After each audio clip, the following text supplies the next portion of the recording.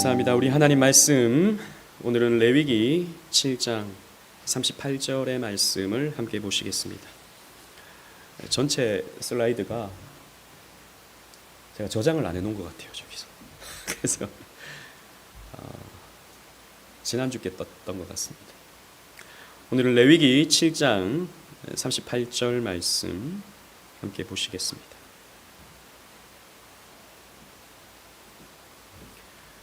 제가 봉독하겠습니다. 여호와께서 시내 광야에서 이스라엘 자손에게 그 예물을 여호와께 드리라 명령하신 날에 시내 산에서 이같이 모세에게 명령하셨더라. 아멘. 하나님이 명령하신 것이 레위기 1장부터 7장까지 어떤 것이냐?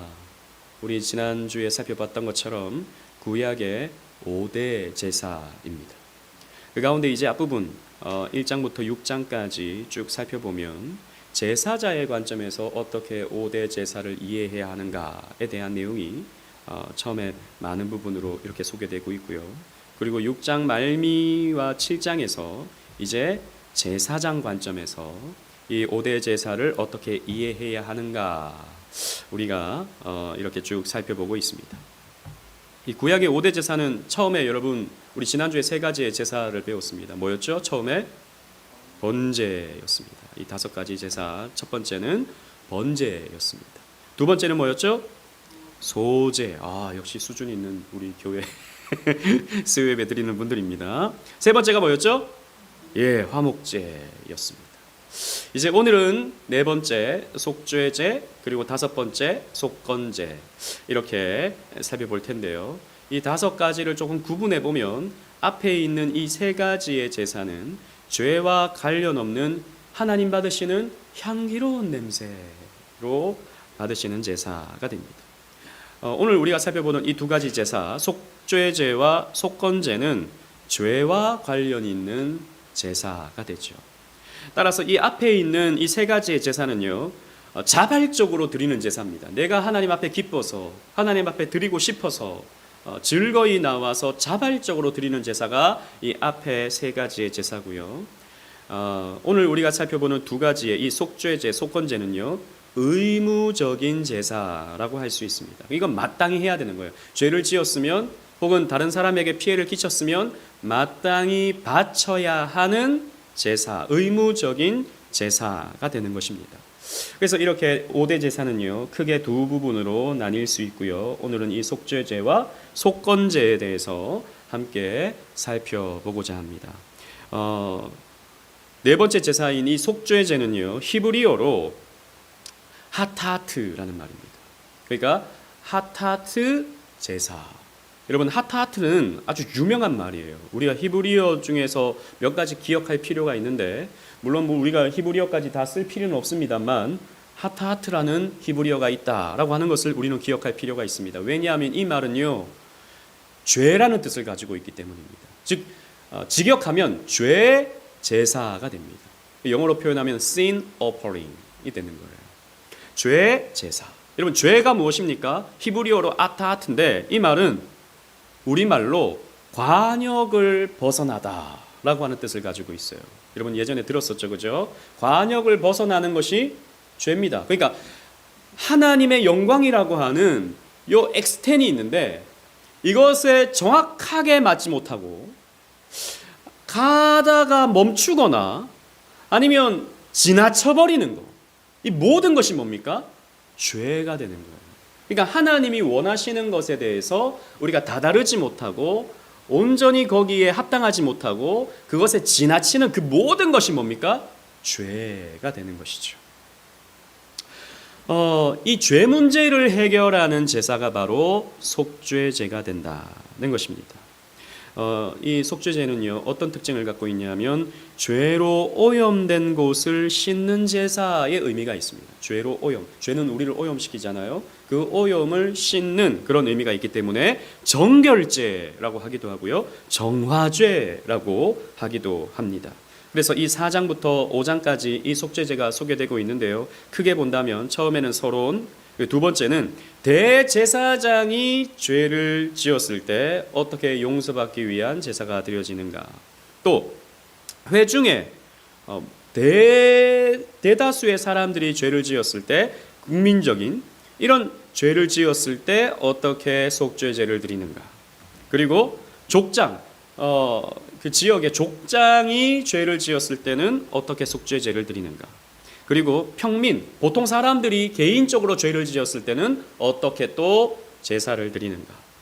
그리고 추가적인 사항이 이제 마지막 5장에 이렇게 기록되고 있어요. 그러니까 죄를 짓는 대상에 따라서 속죄제의 방법이 달라지는 것입니다. 누가 죄를 짓는가? 대표적인 사람이 죄를 지었다, 혹은 중간적인 역할을 하는 사람이 죄를 지었다, 혹은 평범한 사람이 죄를 지었다. 그럴 때마다 그 내용이 달라지는 거예요. 그 의미에 대해서는 조금 더 좀 이따가 또 살펴보도록 하겠습니다. 속죄제를 드리는 방법은 기본적으로는요, 번제와 같습니다. 지난주 우리 살펴봤죠, 그죠? 처음에는 제사자가 제물을 갖고 옵니다. 그리고 제사자가 제물에 안수를 하죠. 그 다음에 제사자가 이 제물을 죽입니다. 그리고 제사장이 피를 처리하죠. 이제 제단에 붓습니다. 그리고 제사자가 짐승의 가죽을 벗기고 각을 뜨죠. 잘게 썹니다. 그러면 제사장이 제물의 고기를 번제단에 올려놓고 태우는 형식이 됩니다. 이 번제도 마찬가지고 화목제도 마찬가지였어요. 똑같은 순서를 갖습니다. 사실 모든 제사, 소제를 제외하고는 다 똑같은 이런 형식을 가져요. 그런데 속죄제는요, 제물의 종류로서가 아니라 제사자 중심으로 분류가 돼요. 그러니까 어떤 제물, 지난번에 우리가 살펴본 것처럼 부자, 가난한 자에 따라서 제물의 어떤 내용이 달랐잖아요. 이번에는 누가 죄를 지었는가에 따라서 제물이 달라지는 거예요. 누가 죄를 지었는가.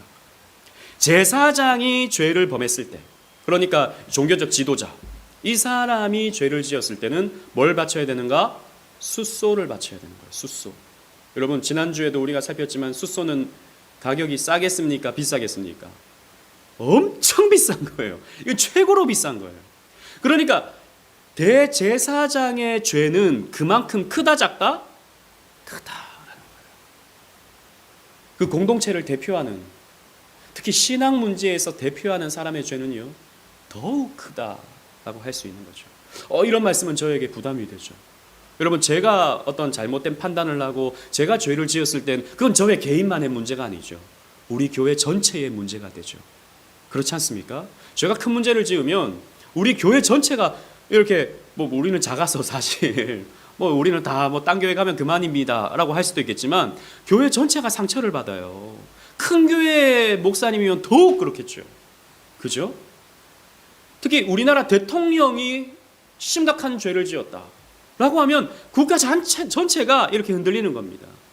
그런 차원에서 대제사장이 죄를 지었을 때는 숫소를 바쳐야 된다라는 것입니다. 그만큼 지도자의 죄는, 특히 이런 종교적인 지도자, 신앙적 지도자의 죄는 크다라는 것입니다. 그래서 목사는요, 교회의 직분자들은요, 더욱 자신을 살펴서 거룩하게 삶을 살아가야 할 책임이 있는 겁니다. 나 혼자의 문제가 아니에요. 나 혼자의 문제가 교회 전체의 문제가 되는 겁니다. 두 번째, 온 회중이 죄를 범했을 때, 그 공동체 전체가 죄를 범했을 때도 어떻게 됩니까? 숫소를 바쳐야 돼요. 여러분, 우리가 며칠 전에, 어젠가요? 아론이 금송아지를 만들고 온 이스라엘 백성들이 금송아지를 숭배했습니다. 이런 게 바로 온 회중이 죄를 범하는 거죠. 이랬을 때는 하나님께서 어떻게 하라고 말씀하십니까? 숫소를 바쳐야 된다라는 것입니다. 숫소. 이것도 큰 죄다. 온 회중이 같은 죄를 지었다? 숫소를 바치라.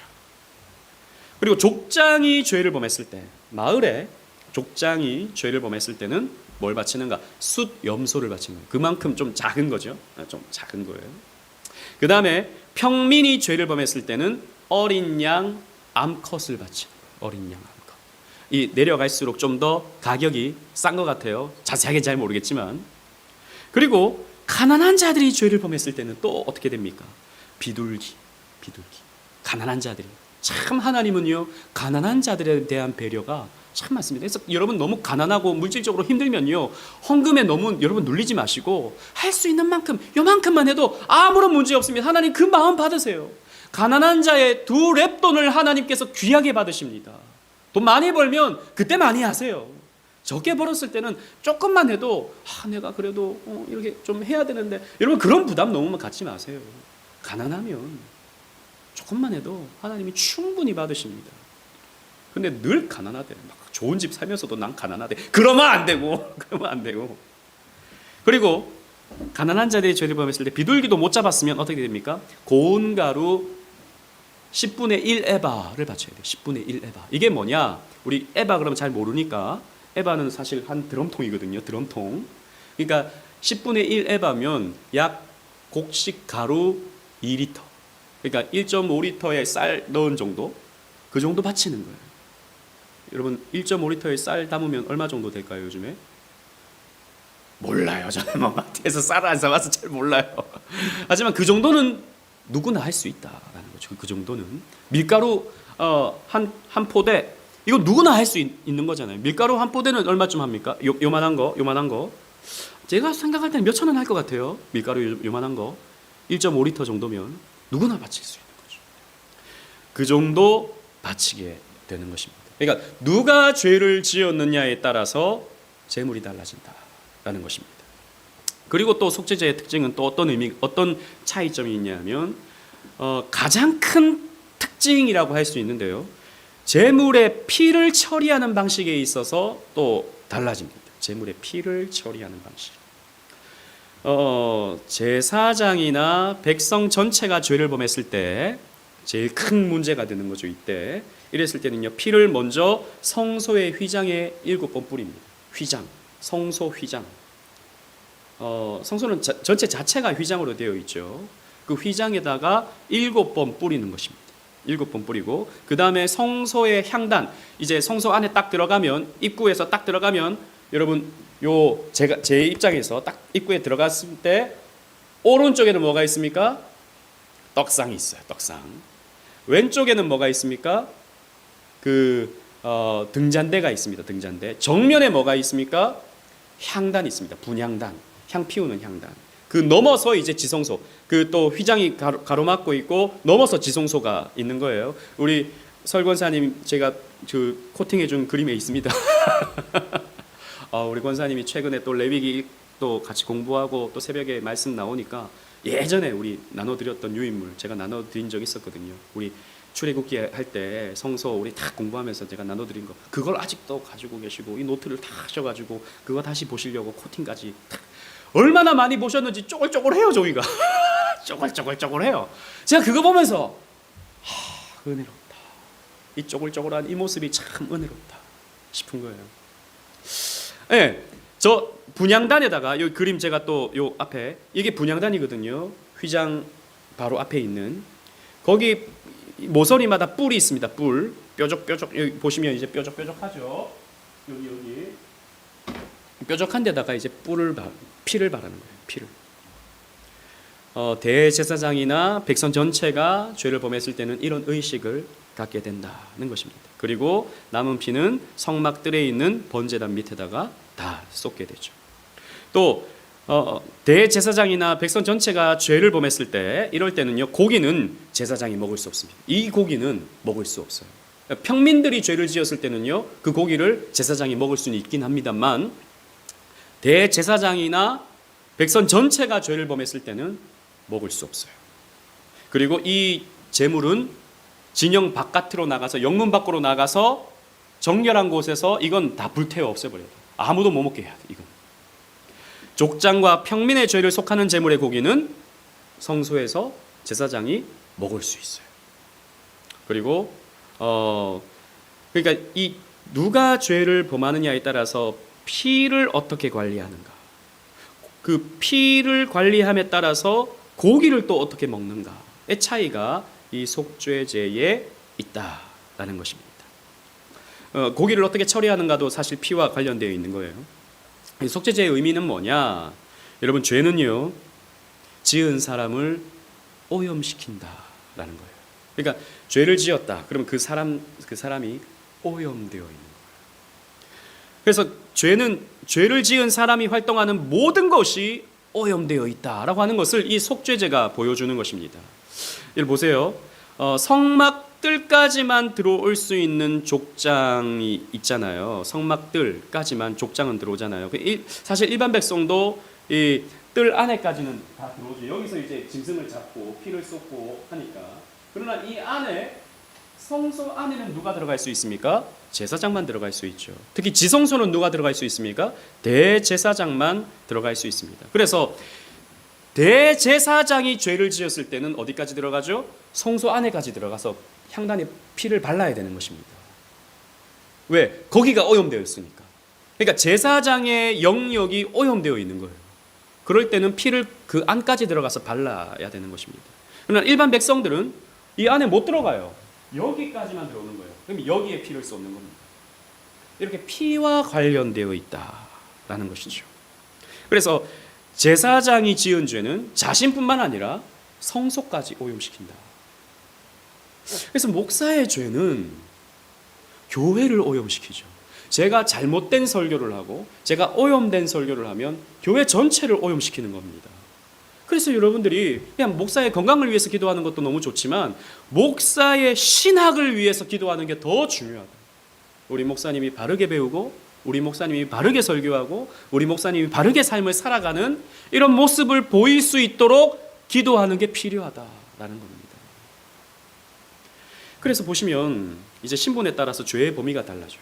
대제사장의 죄는요, 온 백성에게 영향을 미치는 거예요. 온 백성에게. 또 족장의 죄는 그 부족에 영향을 미치게 되는 거죠.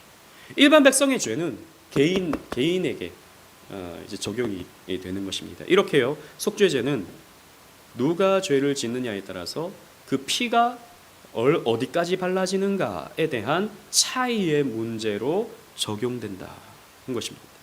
자, 그렇다면 이 속죄죄의 의미는 무엇이겠습니까? 앞에서 말씀드린 것처럼 신분에 따라 피를 뿌리는 장소가 달라진다는 거죠. 앞에서 본 것처럼 대제사장은 속죄소까지 피를 뿌린다. 이제 그 천막에 그 휘장에 피를 뿌린다 그랬지 않습니까? 그 휘장 뒤가 지성소잖아요. 그리고 대제사장이 1년에 한 번 온 백성의 죄를 사하게 하기 위해서 나중에 우리 공부하겠지만 대속죄일에는 지성소의 속죄소에 피를 뿌리게 되는 것이죠. 대제사장은 그만큼의 큰 영향을 미친다. 또 족장은 번제단에 피를 붓고 또 평민도 번제단에 피를 붓는 이렇게 피 뿌리는 장소가 달라진다는 것입니다. 그럼 왜 피를 뿌리는입니까? 왜 피 뿌림이 필요합니까? 이것은 죄가 피 뿌림을 통해서 씻겨지기 때문이에요. 이걸 가르쳐 주는 거예요.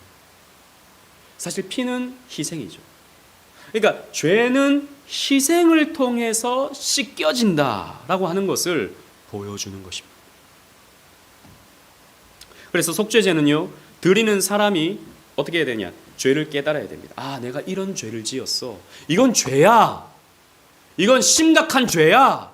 라고 하는 것을 깨달아야 됩니다. 그리고 5장에 보면 죄를 구체적으로 고백하고 이 속죄죄를 바쳐야 되는 거죠. 그냥 두리뭉술하게 어차피 죄인이니까 이렇게 할 수 없다라는 것입니다. 구체적으로 이건 죄지. 내가 죄를 지었구나. 라고 하는 것을 깨닫고 하나님 앞에 드리는, 그리고 내가 이런 죄를 지었습니다. 라고 하는 고백을 통해서 드리는 이런 제사가 속죄제다라는 것입니다.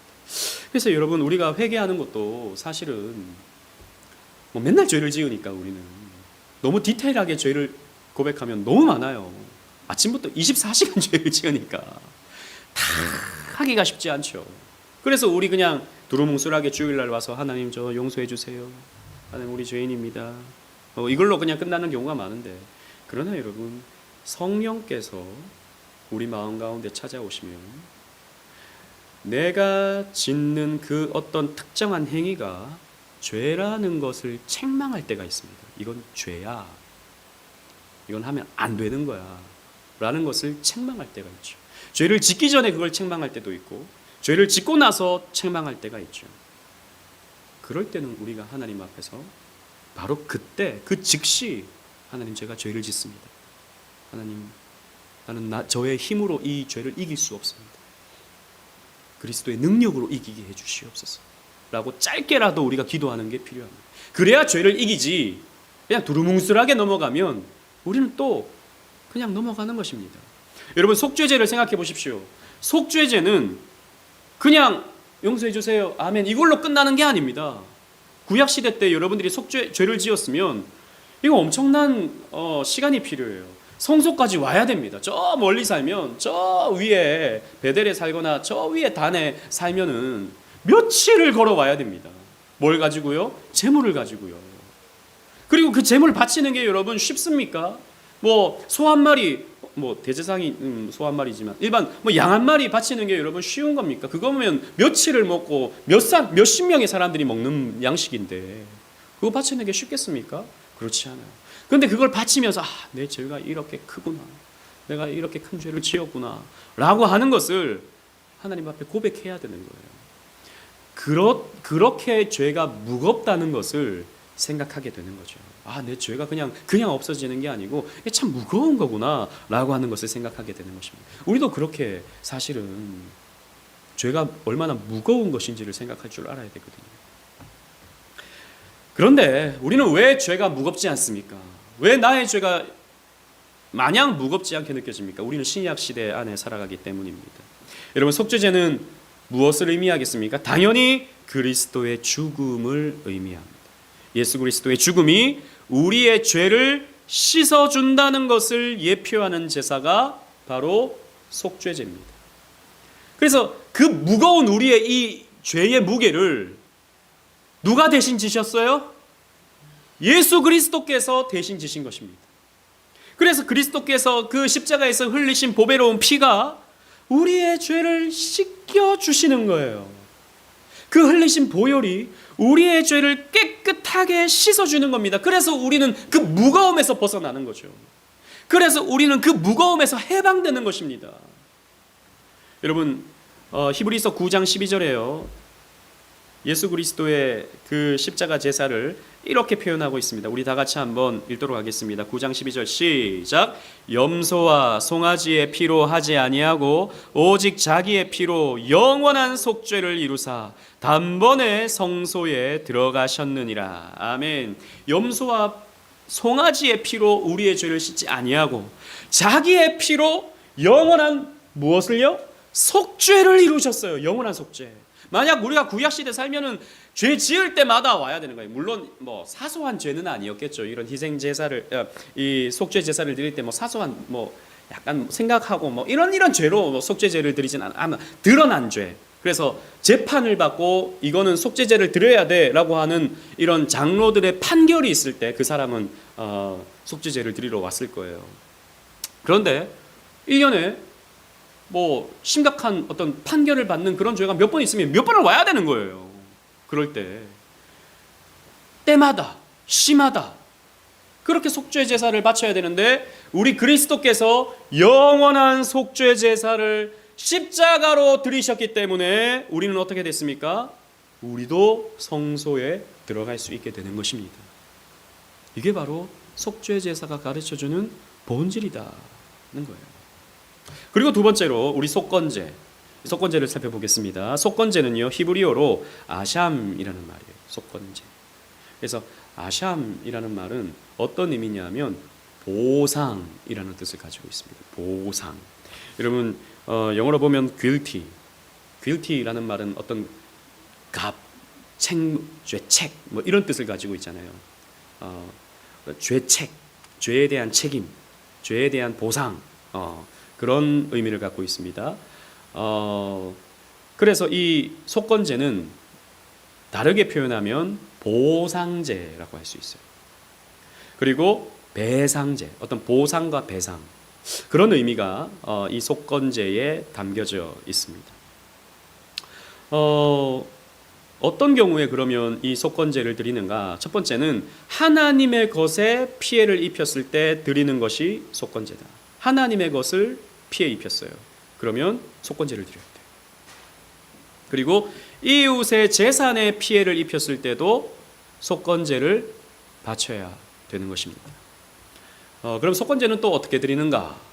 속건제는 기본적으로 또 속죄제와 같아요. 기본적으로는 속죄제와 같습니다. 무슨 일이 있습니까? 어서 오세요. 네. 기본적으로는 속죄제와 같습니다. 속건제는 하나님께 피해를 입힌 때와 사람에게 피해를 입힌 때 드려진다는 것에서 그 특징을 가진다는 겁니다. 부지 중에 여호와의 성물에 대하여 범죄하면 속건제를 드려야 되는 거예요. 그런 때가 그럼 구체적으로 뭔가 좀 우리가 이렇게 보면 좀 막연하잖아요. 언제 그러면 하나님께 대하여 우리가 피해를 입혔는가? 이 레위기에 이렇게 소개되고 있습니다. 첫 번째는 제사장만 먹을 수 있는 진설병 같은 걸 먹었을 때, 이런 거. 혹은 들어가지 말아야 할 성소에 누군가가 들어갔을 때, 그러니까 하나님의 영역에 침범을 할 때, 이런 것이 바로 속건제를 드려야 할 상황이다는 겁니다. 사실 여러분 구약에 요 문제를 저질렀던 한 사람이 있었죠. 여러분 누굽니까? 그렇습니다. 다윗이 진설병을 먹었죠. 근데 제사장이 줬잖아요.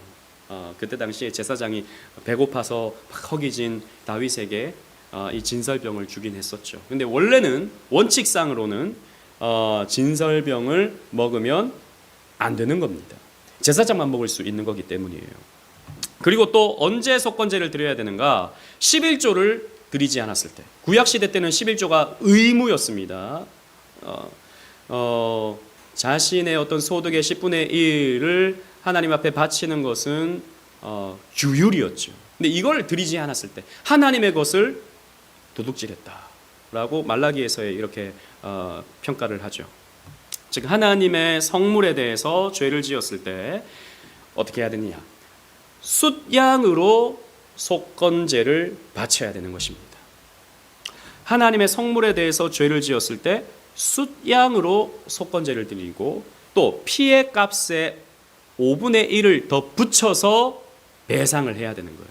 하나님의 것을 도둑질했다. 하나님의 것을 피해를 입혔다. 그러면 5분의 1을 더 붙여서 이제 배상을 해야 되는 겁니다. 그러면 그런 때가 언젠가? 마찬가지예요. 구약 시대 때 재판을 통해서 이루어졌죠. 장로들이 재판을 해서 그 재판에 따라서 속건제를 바치라 라고 명령이 떨어지면 이렇게 속건제를 바쳐야 되는 것입니다. 그리고 이웃에게 손해를 끼쳤다. 이웃의 소유권을 침해해서 물질적인 피해를 입혔을 때도 속건제를 드려야 되는 거예요. 예를 들자면 또 레위기에 나옵니다. 전당물에 신실하지 못한 경우. 그러니까 남의 것을 맡고 있어요. 근데 남의 것을 대신 맡고 있는데 그것을 내가 먹었을 때 아니면 내가 은근슬쩍 취했을 때 그랬을 때 속건제를 바쳐야 됩니다. 순양을 바쳐야 되고 또 거기에 5분의 1을 더 붙여서 그 사람에게 배상을 해줘야 되는 거예요. 또 도둑질이나 임금을 착취한 경우, 그러니까 주인이 종에게 마땅한 임금을 바쳐야 되는데 여러분 오늘날의 주인은 누굽니까? 그런 관계에서 사장님이죠. 사장님인데 임금을 착취하는 거, 마땅히 줘야 할 것을 주지 않는 거, 국가가 정한 최저시급이 있는데 그 최저시급도 안 되는 돈을 직원에게 주는 경우, 이런 경우도 사실은 만약 구약시대 때라면 임금을 착취한 거죠. 속건제를 바쳐야 되는 내용이 되는 것입니다. 또 분신물을 취득하고 부인하는 경우, 여러분 길 가다가 돈 5만 원 주었어요? 아싸! 하나님 감사합니다. 여러분 그래서 여러분 주머니에 넣으면 됩니까? 안 됩니까? 옛날에는 됐어요. 요즘에는 큰일 나요. CCTV가 다 찍어놓고 있어요. 경찰서에서 나중에 뭐 연락 올 수도 있습니다. 그럴 때는 그냥 이제 경찰서에 갖다 주거나 뭐 이런 방법을 써야지 슬쩍 하면 큰일 납니다. 요즘에. 아무튼 근데 뭐 옛날에 이런 일들이 많았죠. 옛날에는 뭐 하나 주었다. 그럼 아싸! 막 이렇게 놓고 이렇게 했지 않습니까? 구약 시대 때 아주 오래전에 세워진 말씀인데도 불구하고 굉장히 진보적이에요. 분실물을 취득하고 자기가 주워놓고는 부인하는 경우. 나 안 주웠는데 근데 나중에 조사해 보니까 나왔어. 그러면 속건제를 바쳐야 되는 겁니다. 다른 사람의 소유권을 침해한 경우, 혹은 다른 사람의 소를 우리 소가 들이받아서 죽게 한 경우, 이런 경우도 마찬가지죠. 혹은 과실치사, 내가 어떤 뭐 도끼로 나무를 베다가 도끼날이 날아가서 누구를 어떤 쳤을 경우, 물론 그랬을 때 뭐 생명으로 내가 보상할 수는 없지만 그만큼의 값을 통해서 보상을 통해서 이렇게 갚아줘야 되는 겁니다. 여러분 보세요. 다른 사람에게 지은 죄도 성경은요 제사를 받는 겁니다. 하나님이 왜 다른 사람에게 피해 끼친 걸 왜 하나님이 제사를 받으시죠? 다른 사람의 것도 결국에는 누구 겁니까? 하나님의 것이기 때문입니다. 여러분 우리의 모든 것이 오늘 새벽에도 그 말씀 나누었었는데 우리의 모든 것이 다 누구의 것입니까? 하나님의 것입니다. 아니요 내가 열심히 일해서 내가 얻은 건데 아니요 일할 수 있는 건강을 누가 주신 거예요? 일할 수 있는 그 배움의 과정을 누가 허락하신 거예요? 모든 것이 다 하나님 허락 없이는 이루어지는 게 없거든요. 하나님이 주신 겁니다. 그런데 그 다른 사람의 것을 내가 함부로 착취한다? 빼앗는다? 그건 하나님의 것을 도둑질한 것과 같은 거예요. 그래서 하나님 앞에 속건제로서 제물을 바쳐야 되고 또 배상은 또 따로 해야 되는 것입니다. 다른 사람의 소유도 궁극적으로 하나님의 것이기 때문이에요. 이것도 마찬가지로 5분의 1을 더해서 배상을 해줘야 됩니다. 5분의 1을 더해서 그리고 숫양으로 속건제를 바치는 거죠. 이건 속죄제와 똑같습니다. 그럼 속건제의 특징은 뭐냐? 속건제는요 속건제물을 드리는 것과 더불어 반드시 피해에 대해서 배상이 이루어져야 된다라고 하는 것을 가르쳐 주는 거예요. 여러분 죄를 지었으면 그냥 은근슬쩍 미안해 뭐 그냥 용서해 주는 거지 입 싹 닫고 그렇게 가면 또 됩니까? 그러면 그래 뭐 그냥 넘어가지 뭐 이렇게 하면 되는 겁니까? 성경의 원리는 그게 아니다라는 것입니다. 내가 그 사람에게 상처를 줬거나 그 사람에게 피해를 끼쳤거나 그 사람에게 어떤 문제를 일으켰으면 그냥 미안하다는 말로 끝나는 것이 아니다라는 것입니다. 물론 어떤 뭐 돈으로 다 해결할 수 있는 건 아니겠죠. 그러나 그만큼의 미안함의 자세를 갖는 것,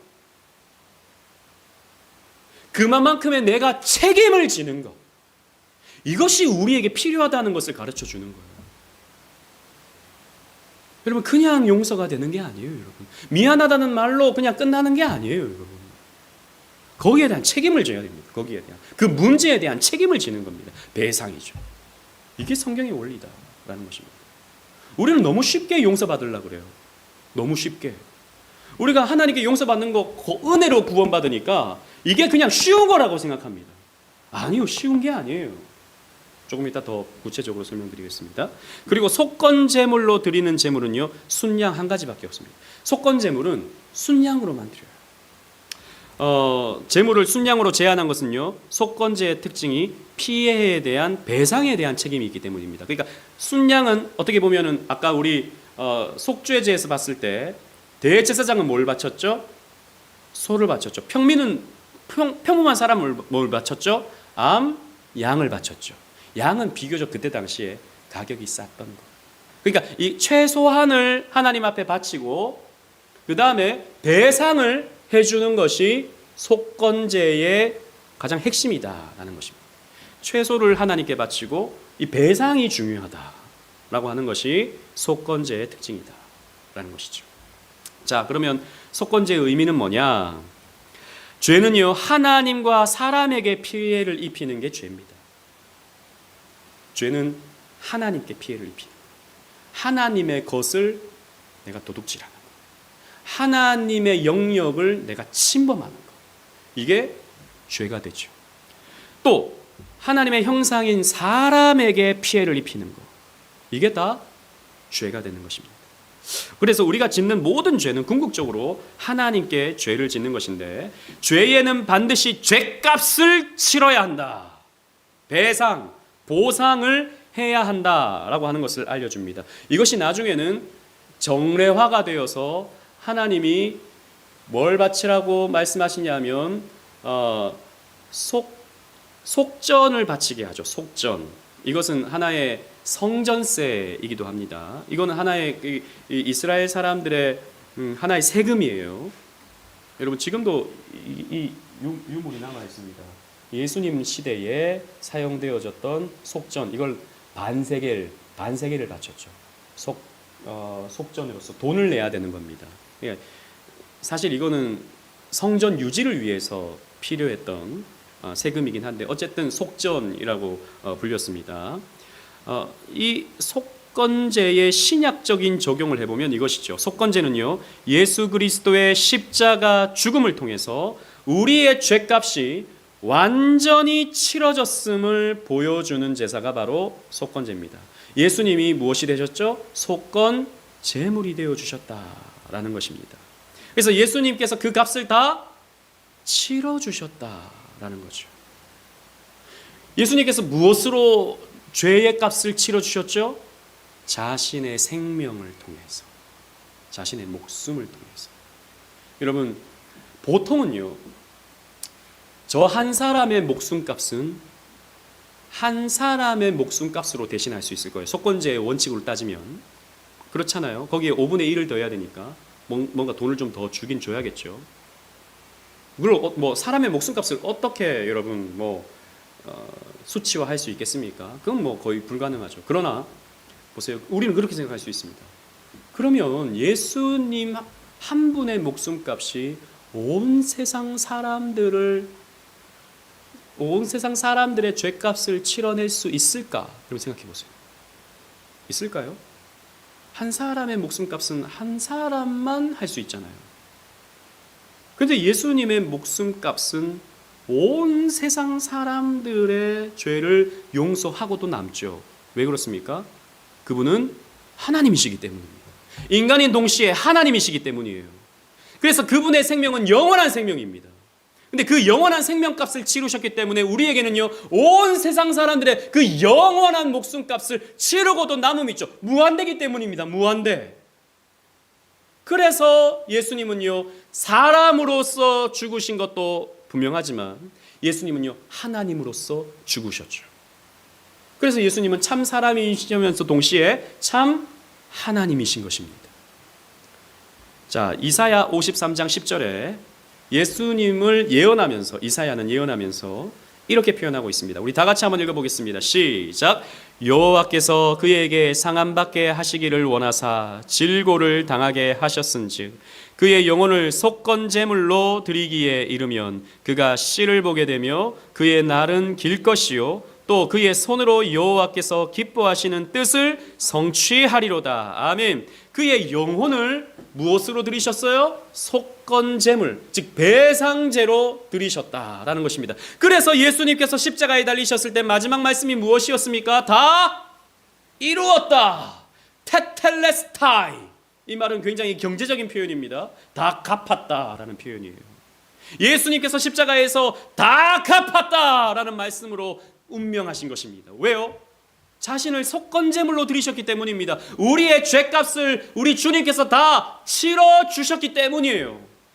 그래서 우리 죄가 그냥 용서되는 게 아니라 예수님의 목숨값을 통해서 우리의 죄가 용서받는 겁니다. 그래서 가볍게 용서받는 게 아니에요. 그냥 은혜로 우리가 용서받았다 해서 그냥 쉽게 되는 거구나. 예수 믿으면 그냥 내 모든 죄가 다 용서되니 너무 쉽구나 라고 말씀할 수 있는 게 아니다라는 것입니다. 그 무거운, 그 엄청난 죄값을,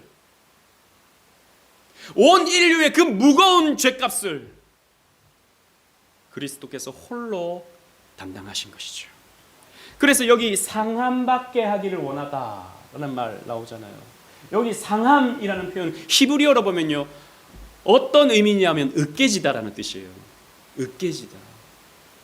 예수님이 으깨지셨죠.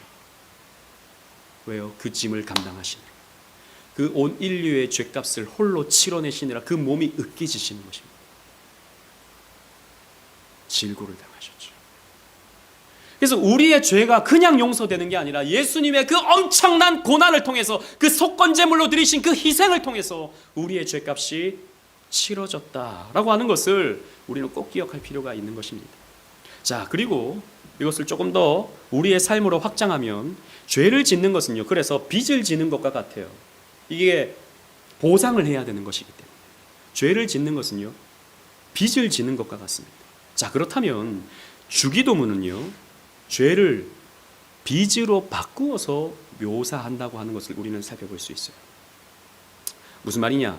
이렇게도 표현할 수 있다는 것입니다. 우리가 우리에게 빚진 자를 탕감하여 준 것 같이, 우리가 우리의 죄를 사하여 주는 것, 이것을 빚으로 표현하면 빚진 자를 탕감하여 준 것 같이 우리의 빚도 탕감하여 주시옵고. 그러니까 우리가 다른 누군가의 그 빚을 내가 탕감해 줄 필요가 있다는 것이죠. 왜? 우리 하나님께서 내 빚을 탕감해 주셨기 때문에. 이것을 우리의 관계에서 무엇으로 해석할 수 있습니까? 용서로 해석할 수 있는 것이죠. 우리는 빚을 탕감해 줘야 돼요. 누가 나에게 죄를 지었어요. 그 사람이 나에게 빚을 졌어요. 원래는 배상을 해줘야 돼요. 그죠? 그런데 우리가 그리스도로 말미암아 빚을 탕감받았습니다.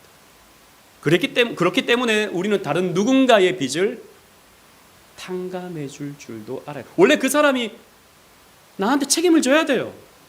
나한테 그 싸납게 말한 그 사람, 나를 지치게 만드는 그 사람, 나를 힘들게 만드는 그 사람, 나 앞에 무릎을 꿇어야 돼요. 그냥 넘어가면 안 되는 거예요. 책임을 져야 돼요. 원래는 그렇습니다.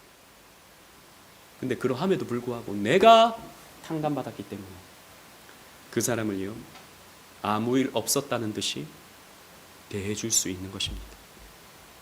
아무 일 없었다는 듯이. 그래서 우리는요, 다른 사람을 용서해야 됩니다. 여러분 머릿속에 미운 놈 한번 떠올려 보세요. 미운 놈, 죄송합니다. 미운 놈 한번 떠올려 보세요. 그 미운 놈, 나를 힘들게, 나 그 사람 때문에 나 참 힘들어. 나 그 사람 때문에 참 회사 가기가 싫어. 나 그 사람 때문에 나 교회 오기 싫어. 혹시 있습니까? 있을 수 있어요. 우리가 이 땅 살아가는 과정 속에서. 그러나 여러분, 우리도 용서받았습니다. 우리도 용서받았다고요. 그렇기 때문에 우리도 그 사람의 빚을, 나한테 진 빚을 탕감해 줄 필요가 있는 것이죠. 아무도 아멘을 안 하는 거 보니까 용서가 안 되는 것 같아요. 자, 우리 정리해 보겠습니다. 우리 지난주부터 5대 제사 쭉 살펴봤는데요. 이거는 그 전입니다. 이제 6장 8절부터 시작해서 7장 마지막까지 이제 제사장의 관점에서 보는 5대 제사가 나와요. 앞에서는 지금까지는 우리가 제사를 드리는 사람 입장에서 어떻게 드려야 되는가를 쭉 살펴봤다면 이 제사장의 관점에서 이제 마지막이 설명됩니다. 순서가 조금 달라요. 앞에서는 번제, 소제, 화목제, 속죄제, 속건제 이렇게 갔다면 이 제사장의 관점에서는요, 번제, 소제, 속죄제, 속건제, 화목제로 갑니다. 뭐냐면 제사장의 몫이 달라져요. 제사장의 몫이. 자, 번제를 드렸을 경우에는 제사장은 뭘 가지는가? 제물의 가죽을 가진다라는 겁니다. 제물의 가죽. 소제를 바칠 때는 소제의 일부를 제사장이 가집니다. 속죄제를 바쳤을 경우에는 내장의 기름과 간과 콩팥을 제외한 나머지를 제사장이 가집니다. 그런데 이제 제사장 자신이 죄를 지었을 때는 못 가져요. 그죠? 영문 밖에서 태워야 됩니다. 근데 일반 백성들이 죄를 짓고 속죄제를 드릴 때는 이 내장, 기름, 간, 콩팥 이건 못 먹는 거예요. 이거는 그냥 이건 불로 태워서 없애고 나머지의 것은 제사장이 갖는 것입니다. 속건제도 마찬가지고 화목제 같은 경우에는 가슴과 뒷다리는 제사장 거고 나머지 고기는 다 제사 드리는 사람이 가져가는 것이죠. 자, 이렇게 제사장은요, 제사를 통해서 생활이 이렇게 보장되는 것입니다. 목사는 제사장이 아니에요. 그러나 이와 비슷한 원리를 통해서 목사는 살게 되는 것이죠. 실제로. 그래서 여러분들이 하나님 앞에 드리는 예물을 통해서 그 일부를 목사가 생활비로, 사례로 가져가서 생활이 되는 것입니다. 그게 성경의 원리예요. 레위인들이 그렇게 11조를 통해서 레위인들이 사는 것이죠. 그와 같은 원리로 이제 제사장은요, 제사를 대하는 것입니다. 그래서 여러분 이 그림을 보시면 이제 대제사장의 그림입니다.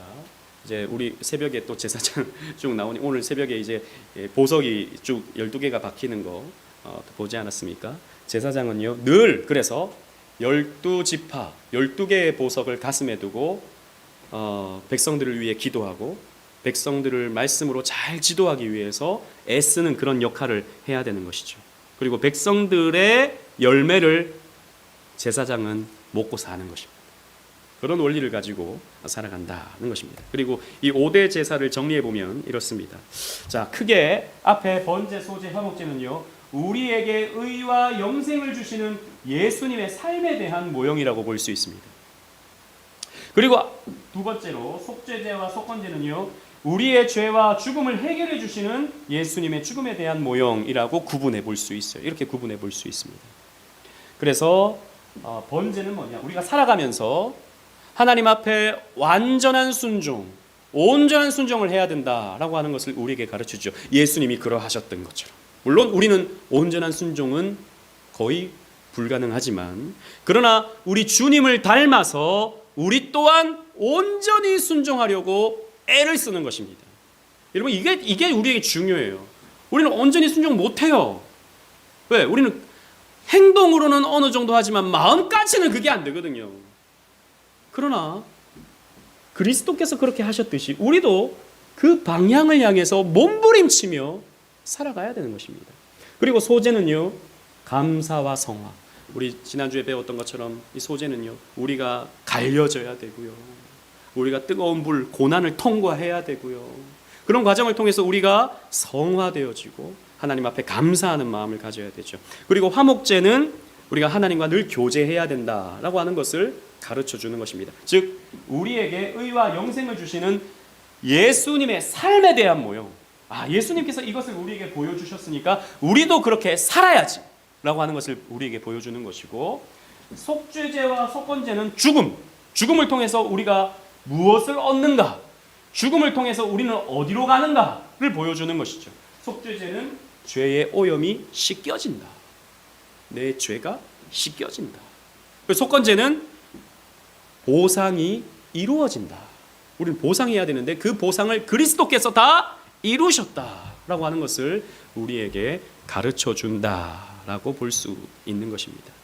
여러분 어떻습니까? 그래도 좀 우리 지난주와 이번 주를 통해서 5대 제사가 어느 정도, 물론 디테일하게는 다 모를 수 있겠지만 그래도 어느 정도 개념이 잡히시잖아요. 그렇죠? 감사합니다. 그래서 또 한번 노트북 엘렌에게 표로 한번 만들어 달라고 하니까 진짜 기가 막히게 만들어준 것 같아요. 잘 이렇게 요약을 해주더라고요. 그래서 여러분 표를 보시면서 오늘 내용을 이렇게 참고해 보시면 좋겠습니다.